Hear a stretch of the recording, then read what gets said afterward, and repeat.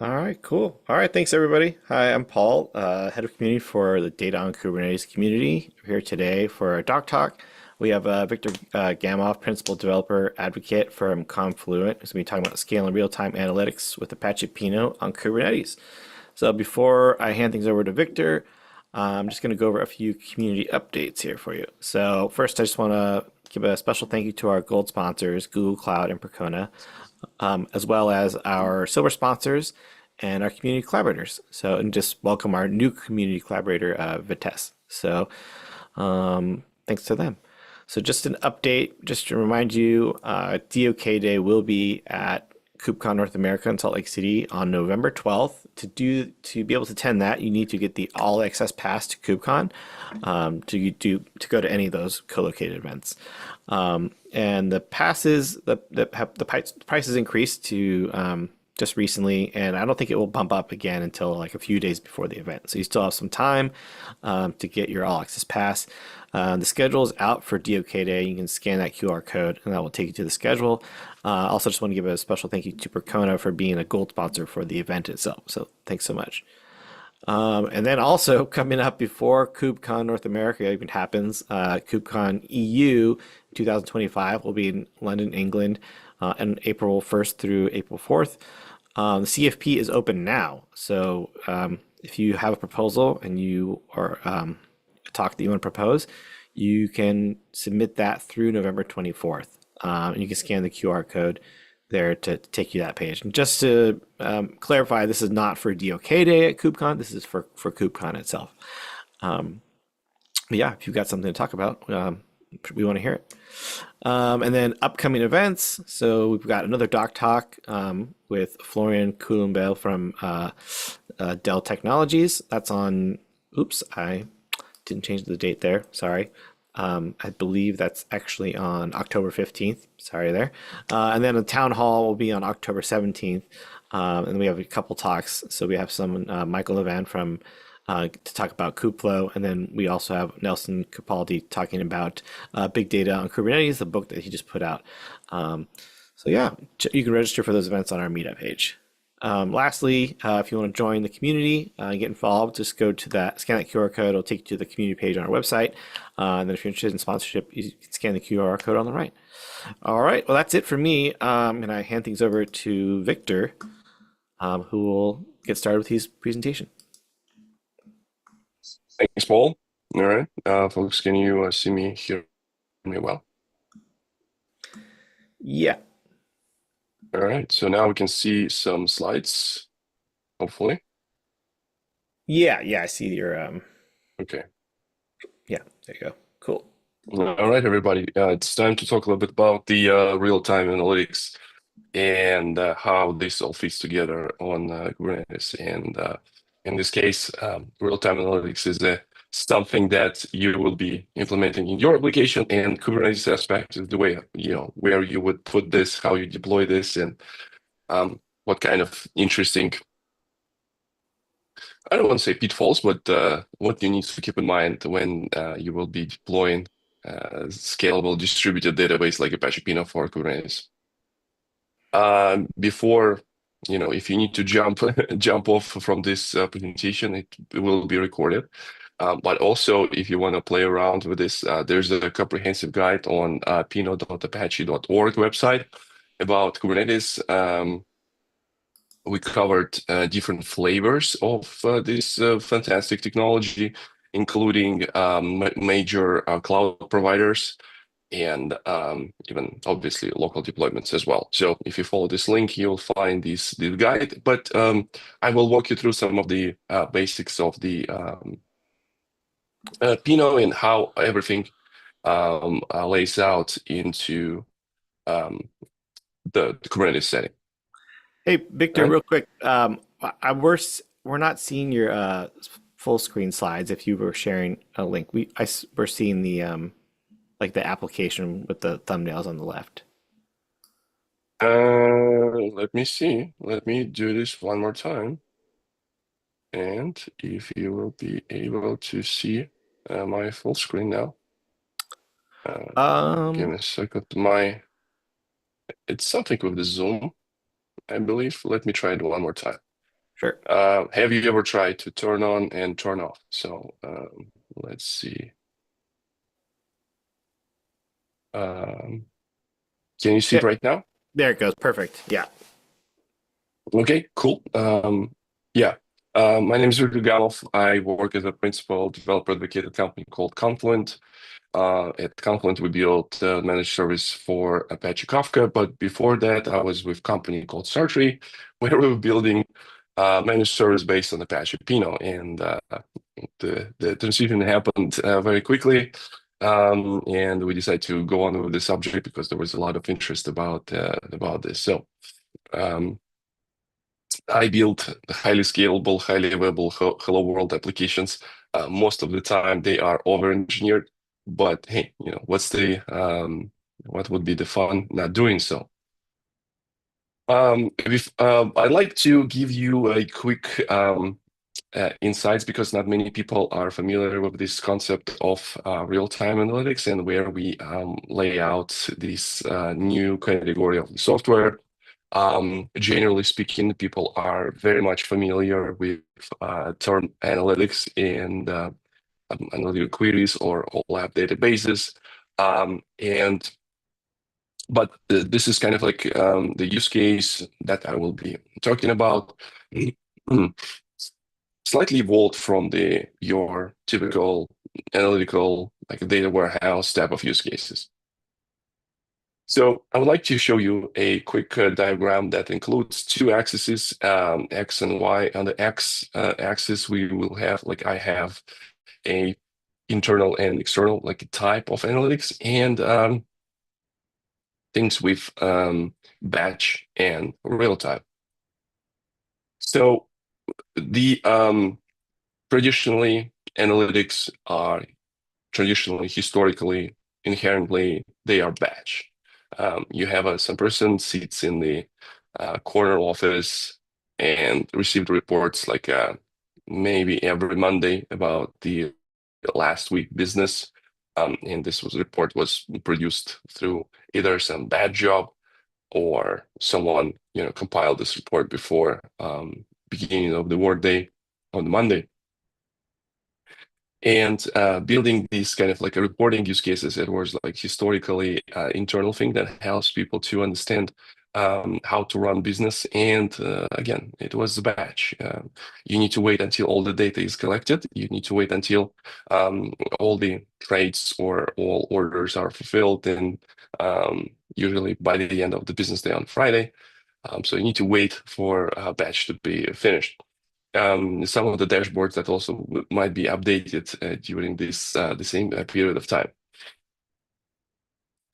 For recent years, we see that a rise of, I hope everyone on the call also saw this, rise of observability and monitoring solutions. And the way how I like to talk about this in terms of analytics, it is something that it's still important for your business. It is something that's important for health of, say, systems that you run and deploy, or even cost, because you want to know if you're using cloud solutions, you want to know how much you're spending on your compute, how much you're spending on your storage, and so far and so on. So, but per se, this is something that is not is a feature that makes money for your company. It's something that's important, so that's why it's internal. It's not something that you're exposing to external. Now, with a this is where we're going into this route of the real-time analytics. User analytics is something that the company builds as a API or some dashboard or feature in your application, your mobile application or your web application, SaaS, B2B, and stuff. And this is something that naturally or look like analytical query. I usually like to show example of, I don't have my phone with me, but I use this application called Whoop that has some nice dashboards about my how my training is going, how my sleep is going, how my recovery is going, and it has the analytical type of queries, but they would be built in a form of real-time dashboard. So after I finish my workout, I know how I performed, and if I would not see this in a bigger scale over the weeks, I can see how my recovery over these workouts are suffering, or actually maybe not suffering. So, and for this company, it's a real-time use case because they sell this for me as a user, but also it is a analytical use case where you have multiple different dimensions of your data, and you need to execute those in a certain period of time. And for external and batch use case, every time when you log in into your, say, bank account and you get the transactions report, that's your external and batch analytics. You're doing this reporting thing. Now, here's a few examples of different technologies that are available on each category, and I will be focusing on a category of the real-time and external analytics with Apache Pinot. And this field becomes a somehow saturated because there's a new technologies also emerging, and they are quite exciting, and they do very similar things. So, who does real-time analytics and why it is important to talk about this? Usually, when I have a room full of people, I like to ask the question, how many people are actually using LinkedIn and how many people actually use LinkedIn today? And one of the features that very much so implemented as analytical query is feature called Who Viewed My Profile, because it has multiple different dimensions. You can slice and dice it by time, when your profile was viewed, different companies. You can see the breakdown in terms of type of people. Are there individual contributors, managers, E-suite, C-suite, and things like that. And to solve this the use case at the LinkedIn, there was a few attempts to implement this using technology that were available at that time at LinkedIn, but those technologies were not able to perform and were not able to support certain criteria. I will talk about those criteria in the next slide. And they had to come up with something new. And this is where Apache Pinot was born at the LinkedIn. Everything that happens in LinkedIn, all these events, they will be stored in Apache Kafka, which is another quite popular project that came out from LinkedIn. And now we need to build the queries on top of the data that flows through Kafka. If someone updates your profile, someone else clicks around on your profile, it will generate event. This event will be sent into Apache Kafka. And after that, multiple different consumers applications can read this data and do something with this data. In this particular case, this database called Apache Pinot will read this data in real time and perform this cool query. If you can see on my right side, when I look at the screen, there's a few numbers in terms of like what was important while implementing this feature. They need to perform the queries across pretty humongous data set. In this case, number of users that are in LinkedIn, it's just hundreds of millions of people. Since the goal was implementing this feature is to increase a engagement on the platform, the number of simultaneous queries that will be performed this type of operation also would be 100,000 of queries. Since it's the user-facing feature and your users will be going in an application, they won't be changing the dates, they will drag the slider back and forth. The response time should be the latency for response should be very, very, very low. And data freshness is a very important aspect. I will talk about this a little bit in a few more slides, but essentially, when I was talking about this use case, when someone sits in a corner office and making decision, data is fresh from last few days. But sometimes when you're running the reports, data fresh is from the last month. With the real-time systems, and real-time in this case, it's how the humans are perceived the time rather than how the systems are perceived time in terms of the real time. It would be ideal to see who viewed profile the few seconds after people viewed your profile. Like imagine you go in for interview and you're interested how you did, like if you pass it or not, or someone would be pass your profile to the next interviewer. So it would be cool if you can go and check it out and see who viewed your profile, and if someone from the company that you interviewed for viewed your profile, would be pretty cool thing to see. So that's what was the implementation. I'm going to skip a few of those in our use case where user-facing analytics is important is for Uber when they were integrating with the restaurants. And they providing this dashboard for restaurant managers so they can make a decision about how well they perform with the deliveries, and they will be able to see how many inaccurate orders or missed orders or something like that, some of the top sold items, so they can make the arrangements to deliver the products that they need to use in order to prepare your order in the future. And again, the data freshness here is also essential. You're running your business, you want to get the response in a real time. So that's kind of like a few use cases. I'm not going to go like very deep on each of them. There's plenty of available on StarTree website and stuff like that. So let's jump right into like a tech part. So all these examples were built or are powered by this database called Apache Pinot.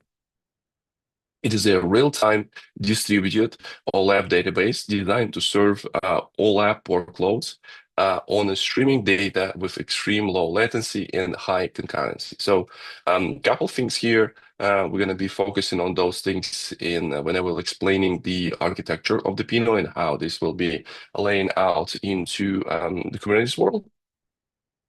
So first of all, it is OLAP database. So it's a database that it needs to be optimized for performing reading type of queries. The updating data or loading data is important, and all these things are performed through certain capabilities that I will talk about. But the main focus is not transactions. It's not like OLTP data, the database where we will be care about individual records and the consistency of the data and so far and so on. We are more interested in performing aggregation, windowing. We need to perform all sorts of operations that would be giving us like analytical response. High concurrency, this database was designed to be served as the thing that you're putting in front of your like application server, your API server, in order to perform those queries. So no need to have some sort of cache system in front of the Pinot, because Pinot will be able to handle requests. And the way how it's done through distributed architecture and separation of concerns, compute and storage also separated in the Pinot world, and I will talk about this in a few seconds. And response time would be hundreds of milliseconds. Latency of queries would be extremely low.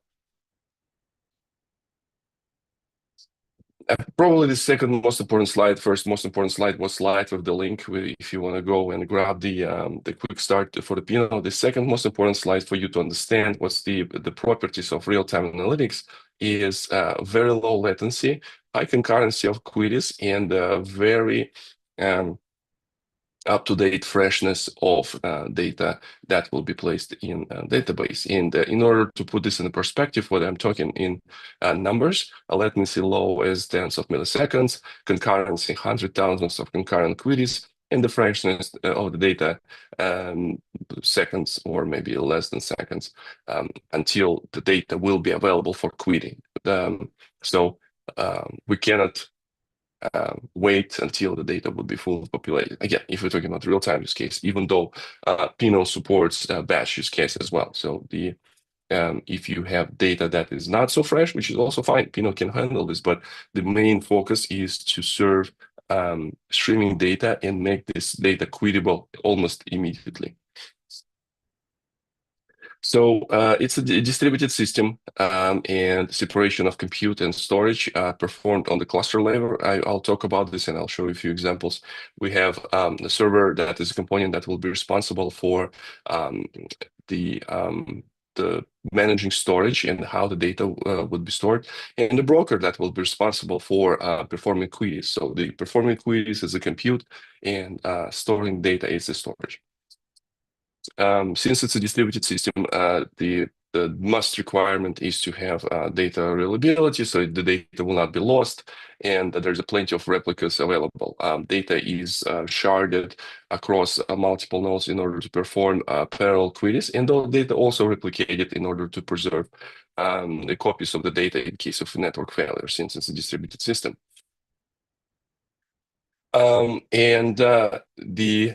Some of the things are tightly coupled in terms of like how the multi-tenancy works. That the Pinot supports multi-tenancy out of the box. You can slice and dice different services and servers and brokers in order to perform a tenant and isolate those components in order to perform like lowest latency. You can have certain use cases can perform on the more powerful tenant, and some of the use cases can be performed on the less powerful tenant. So you can have a ability to slice and dice how the data would be stored and how the data will be queried. Just a quick reminder, those of you who still having trouble to understand what's the difference. Essentially, OLTP, it's your MySQL and Postgres of your world. Transactional consistency of the records is very important when you're writing this data in. Write data and isolation on top of like a rows is very important for this type of databases. With the transactions, like batch transactions, all those kind of things. And that's very important. With OLAP, we usually operate with the range of different records. We care about aggregated state, not the individual rows. And it's a heavily read workload, so that's why there should be implemented sort of optimizations, including but not limited to the different forms of indexes or indexation of the indexing of the data. Since it's a database, Pinot has the familiar model with dealing with the tables. As I mentioned, there's no big accent on the way how the data will be populated. So there's why there's no kind of like data definition language and the per se in SQL. But there's a way how you can describe your tables in JSON schema format and the table configuration. Queries expressed in the SQL. It is a standard language. There's no custom. There's no kind of like custom SQL implementation. It's a standard SQL 92. There's certain things that support it. A bunch of different custom functions available for performing analytical queries. Maybe some algorithms to perform the estimation and perform the ranges across like the times. All right, so I'm quickly want to show how this look like from perspective of user. Again, don't hesitate to visit this website. Pinot comes with a very nifty UI console that when you run this, that allows you to see what's your state of your cluster. We didn't talk much about architecture, but I think this is a good opportunity to mention some of the components. There's controller, broker, servers, there's minions. and the tables, this is where we operate.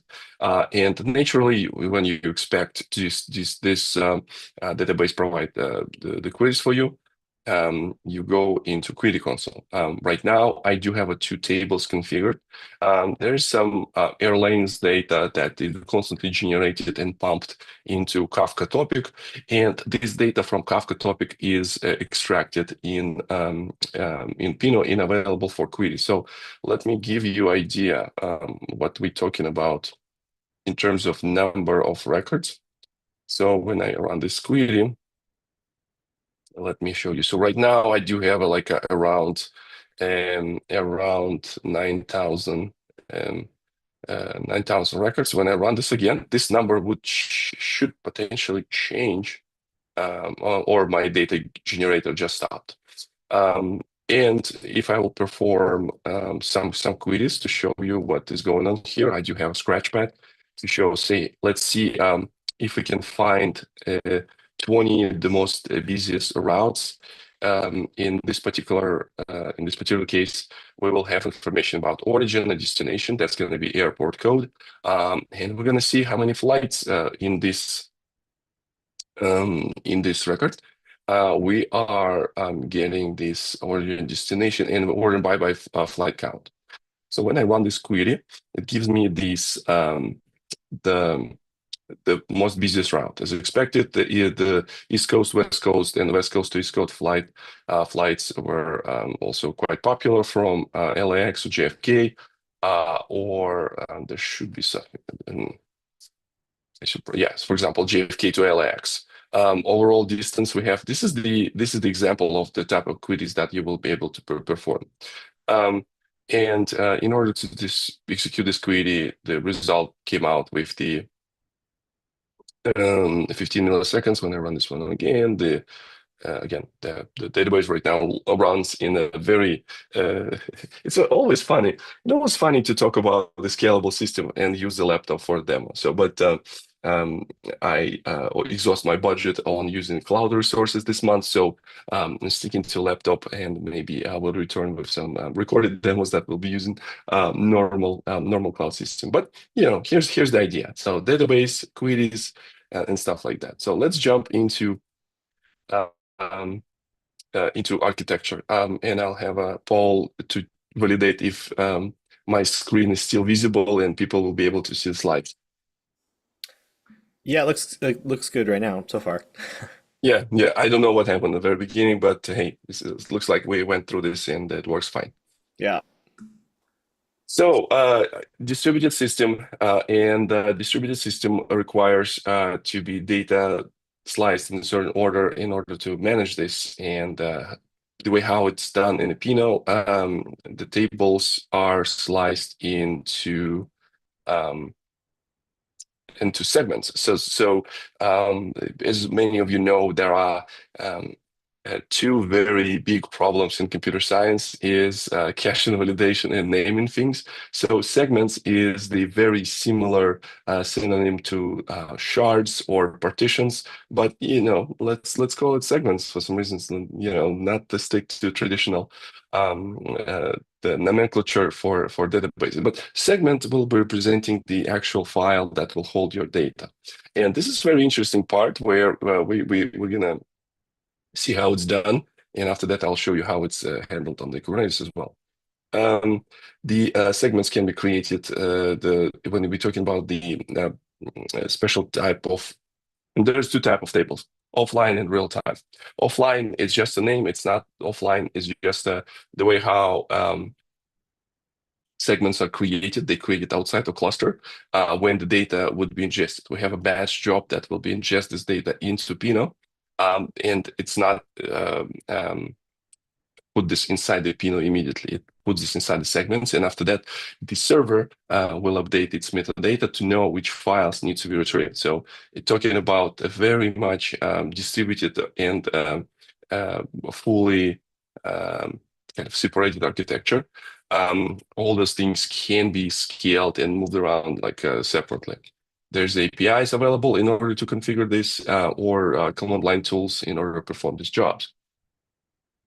Now, real-time tables, it's very interesting because real-time tables will include some of the bits that will be consuming data in a real time. Like if you're talking about Kafka use case, real-time segments will have a Kafka consumer that will be reading data from the Kafka, make this available in the segment, and make this available for query immediately. So it will hold it for in memory for a little bit, and after that, it dumps into file where data will be safe and sound. Different formats are also supported in terms of like how to parse existing data. I'm not gonna like talk through all of this, but you're very much expected or like usual suspects for data formats also available there. And things like Avro, JSON, CSV files, and things like that. Write in the question or like in the chat what kind of formats of the data people use these days. Like I was working with enterprises with data for quite some time, and I can tell that there's still a bunch of comma separated files, CSV files available there, even though people also try to use things like JSON and Avro more.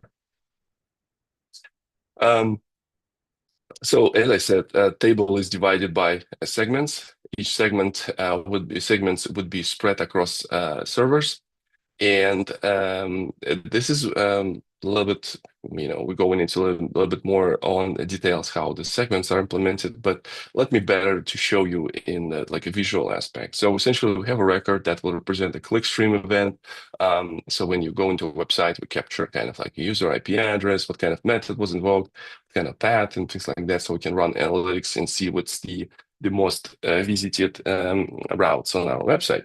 So in this case, segment structure will include information about these actual names of this column. So our the keys will become these columns that we will be querying. And if we will take example of IP address, we might have multiple different values for IP address.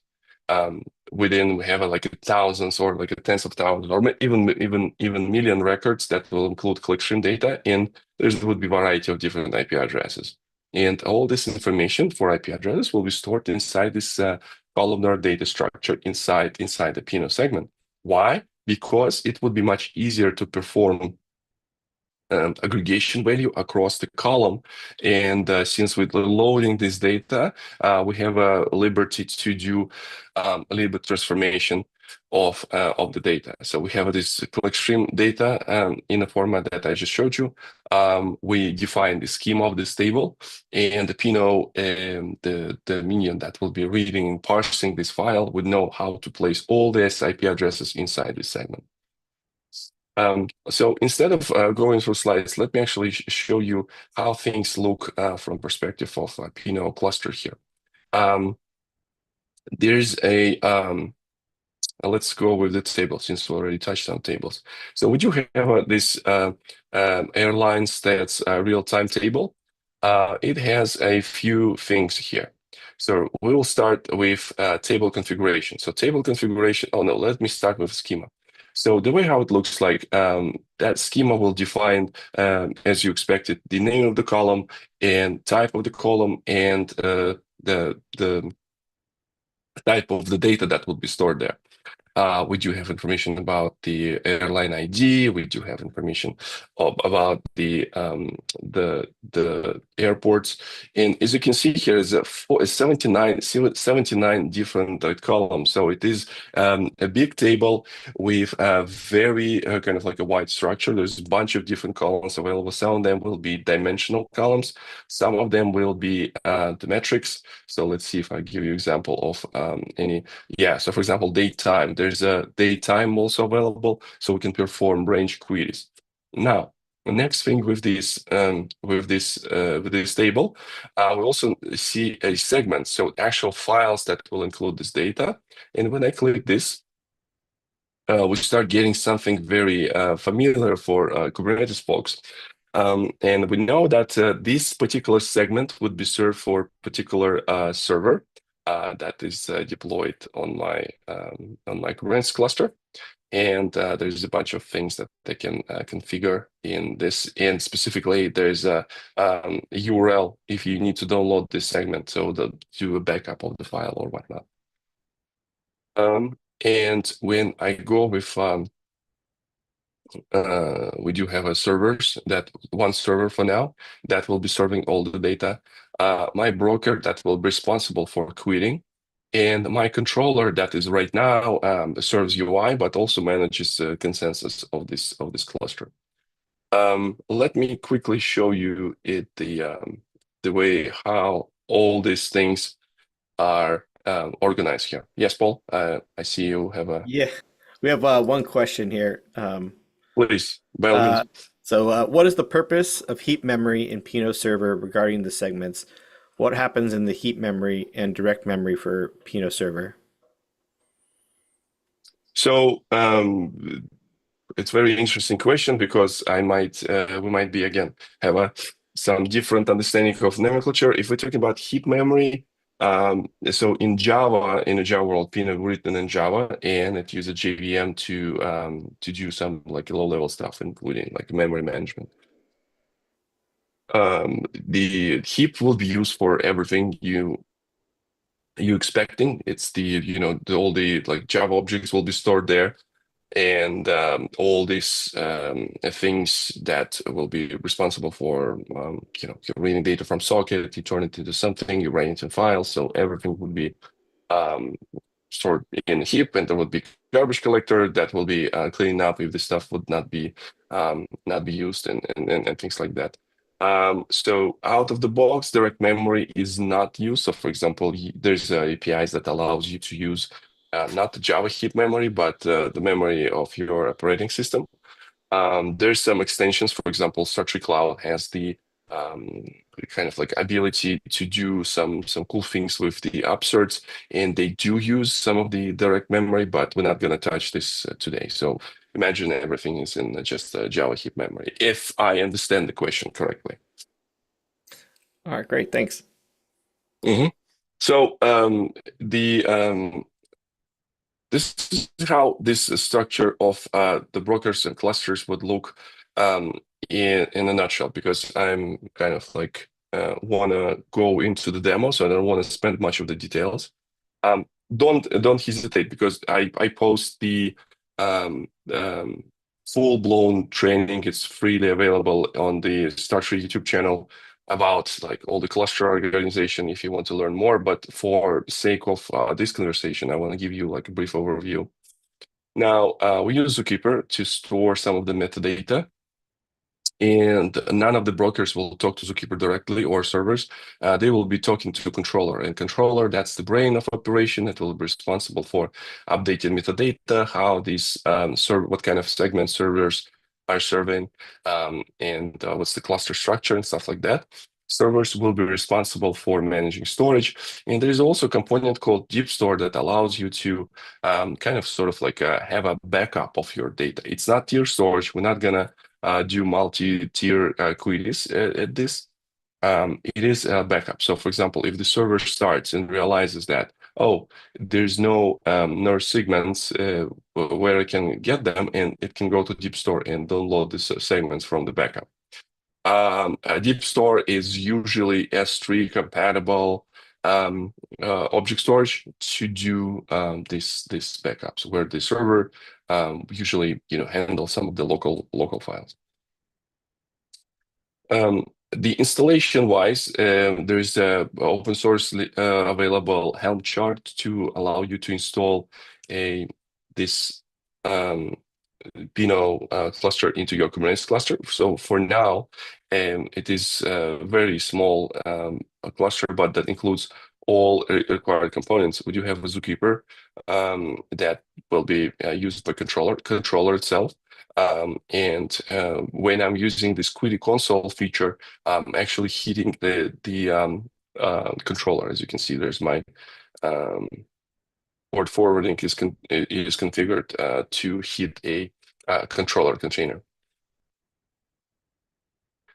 Now, when I go to now I have the broker, and I do have a server that will be responsible for storing data. There is also a minion that's the component that will be running outside of the cluster, but will be doing some of the things for the cluster.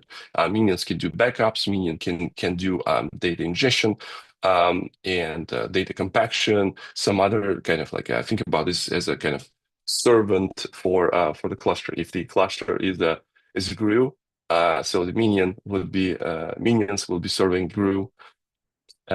Here's your Despicable Me reference. Also, I do have a Kafka that is also run inside my Kubernetes cluster. And if I go to my table, give me a second, I'll go here, say airline stats. So this table immediately populated with data from Kafka topic. And inside configuration of my table, I do have this streams config part where I do have a Kafka URL connection where it connects to where's the broker list? Yes, so this is where we connect to Kafka cluster from this segment. So data will be set from the Kafka constantly and available for querying this. Now, in terms of storage, again, you need to pay attention in terms of how data will be stored, but essentially this deployment would use persistent volumes, and it's a stateful system. So that's why the persistent volume needs to be attached to certain components in order to storage to be persistent, and data we're not gonna lose data. In terms of dealing this with the dealing with network topology, we do have few ways how data exposed. If you ever try to do any distributed database on Kubernetes, that's what the people in this community actually doing, because it's a data on Kubernetes community. You might be familiar with this approach, kind of like you have this headless service that will be point out to underlying control the underlying components. So if the IP address would change, the headless service will be kind of like a load balancing calls to underlying nodes.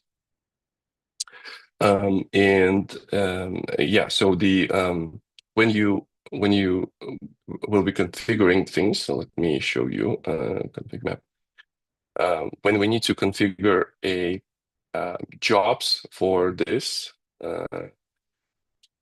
configuration of the table needs to appear somehow in your Kubernetes cluster. One of the easiest ways to do is use config map.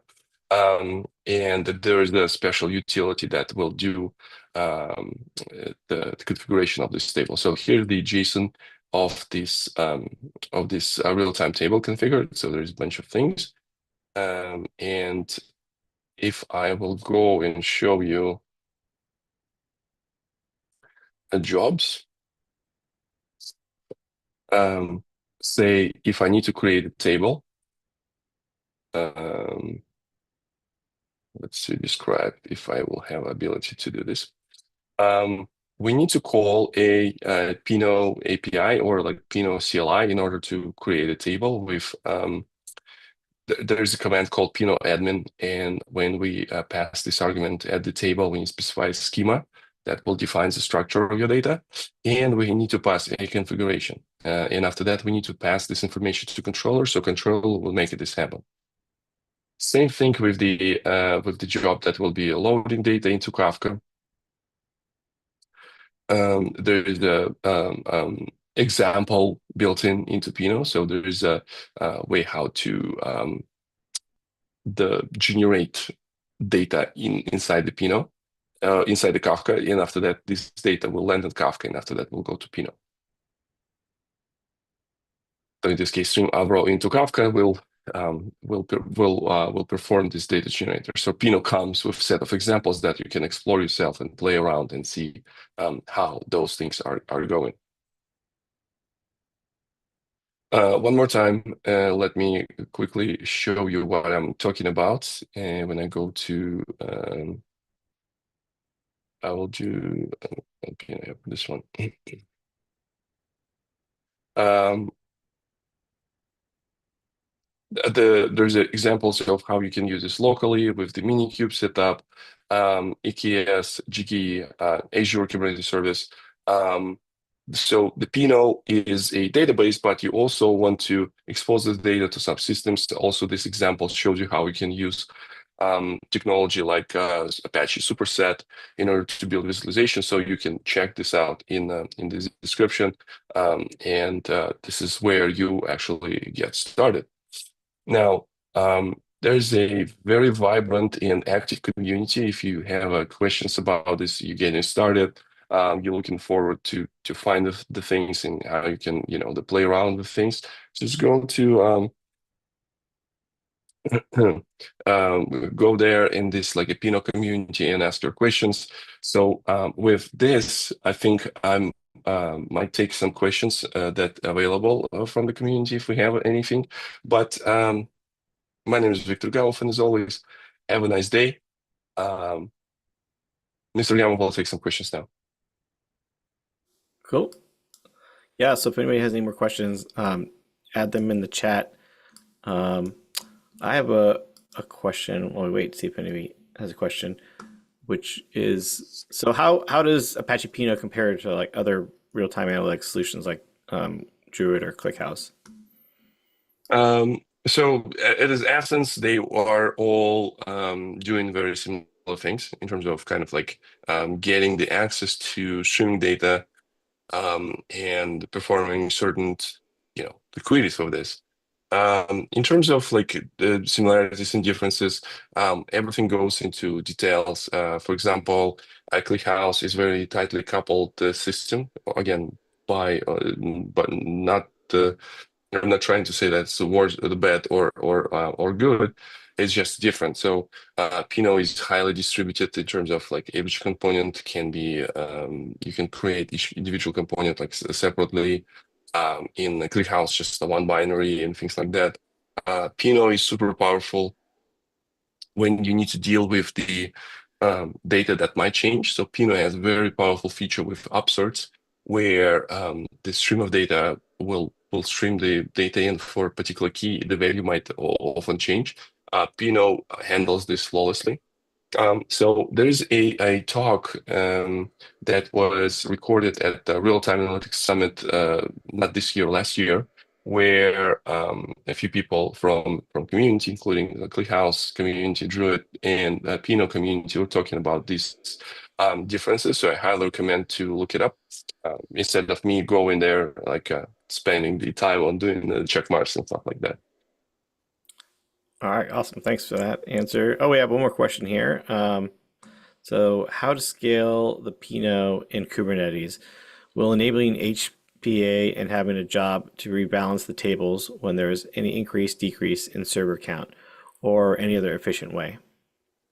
I would not recommend to do like the autoscalers and things like that because it will involve things where the autoscaler would not work, like we will not know like what to actually do. Capacity planning is a big thing to do on the Pinot side of things. The good thing is that you can add the servers, you can add the configurations. You can configure in case of you need to scale server down, you need to make sure that you're not losing any information. You have a proper retention is configured. So when you reduce the number of nodes, you still will be able to, to serve the amount of data that you need to serve. In terms of like scaling, there's you do this with Helm charts. You will specify number of servers, number of brokers, based on certain use case. As I mentioned, Pinot has built-in multi-tenancy features, and you will be able to tag certain brokers and certain servers with a particular tag. And some of the use cases might require more brokers because there would be more users trying to hit these queries, but the data would be the same. And some use cases will require more data to be stored, but the number of queries will not be that big comparing to the previous example. So all these things need to be taken into account. You need to be understanding. So it's not like a super like generic. I'm trying to be provide you more or less specific answers to more or less generic question. And in this case, again, capacity planning, figuring out how much data you'll be storing there. There are tools to do this, like fairly well documented in terms of the using those tools to manage. Okay, great. Let's see. If anybody has any other questions, we'll just wait here a second or so. But while we wait, just in case, I just want to say thank you, Victor, so much for taking the time to speak with us. It's a Of course, it's great talk. always a pleasure to speak to Kubernetes community and talk about the big data in databases. Yeah. All right, great. Yeah, and where can people reach you on the Pinot Slack? Yeah, so I'm on the Pinot Slack. You can find me at the Viktor Gamov, or you can always find me in kind of like social media, like Twitter and stuff. I'm here in where is All right. it? That's my Twitter handle. If you wanna hit me up there. All right, cool. Well, we have one more comment. Just as thanks for the nice talk. Mm. Uh, Yeah, of course. all right. Yeah, thanks, Victor, so much. Really appreciate it. And yeah, hope you have a great rest of the day, and we'll see you around. Yeah, thank you so much. We'll see you around again. Have a wonderful day, and